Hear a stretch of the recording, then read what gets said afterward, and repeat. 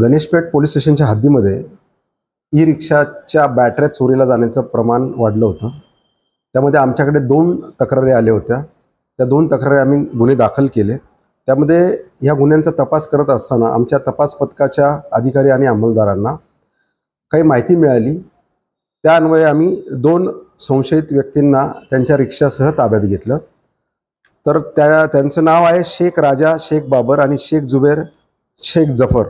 त्यातला जो शेख बाबर जो आहे हा सक्करदरा या ठिकाणी राहणारा आहे, मोठा ताजबाग, आणि शेख जुबेर, शेख जफर हा सुद्धा मोठा ताजबाग या ठिकाणचाच राहणारा आहे. ह्या दोघांकडे आम्ही चौकशी केली असता त्यांनी हे गुन्हे केल्याचं मान्य करून आमच्याकडे त्यांनी ज्यावेळेला माहिती दिली त्यावेळेला त्यांनी ज्या ठिकाणी ह्या चोरी केलेल्या बॅटरी विकल्या होत्या त्या व्यक्तीला सुद्धा आम्ही ताब्यात घेतलं. त्यालाही अरेस्ट केलेले आहे. त्याचं नाव आहे मोहम्मद तबरेज उर्फ पहलवान. हा मोमीनपुरा येथे राहणारा असून याला सुद्धा आम्ही या गुन्ह्यामध्ये अटक केलेलं आहे. या गुन्ह्यातल्या मुद्देमालाच्या व्यतिरिक्त आम्हाला आणखी 8 बॅटऱ्या सुद्धा त्यांच्याकडनं आम्ही रिकवर केलेल्या आहेत. तसेच काही लोह्याचं सामान जे आहे ते सुद्धा आम्ही जप्त करीत आहोत त्यांच्याकडनं. त्यांनी माहिती दिलेली आहे.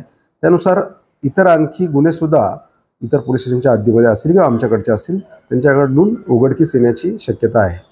यामध्ये सध्या आमच्याकडे गुन्ह्यात गेलेला जो मुद्देमाल होता 1,10,000चा, त्याच्या व्यतिरिक्त आणखी 8 बॅटऱ्या आणि त्यांनी ज्या गुन्ह्यासाठी वापरली त्यांची जी रिक्षा आहे त्या रिक्षाच्या बाबतीत पण आम्ही खात्री करत आहोत ती कुठली चोरीची आहे किंवा कसे. तर हा सुद्धा गुन्हे उघडकीस येण्याचा आणि मुद्देमालाची किंमत जप्त मुद्देमाल वाढण्याची शक्यता पुढच्या तपासामध्ये आहे.